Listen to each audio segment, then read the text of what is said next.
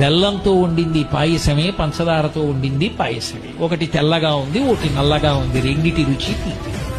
అది తెలుసుకున్న నాడు రంగు కోసం పాకులాడడం, పక్క పాత్ర కోసం వెంపర్లాడడం. నాలో కనపడనిది ఏది సీతమ్మలో కనపడి నువ్వు చచ్చిపోయావురా, నీ విర్రి కామానికి ఏం చేశావో తెలుసా రావణ అని అడిగింది. ప్రపంచాన్ని గడగడలాడించగలిగిన వాడు ఇంద్రుణ్ణి గెలవగలిగిన కొడుకుని కన్నాడు.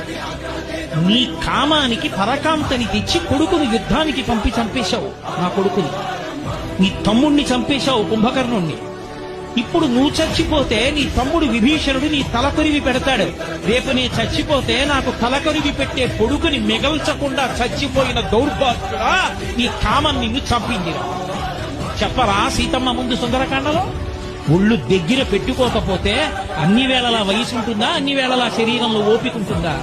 ఎంత తేలికగా ఓపిక ఉంటుందో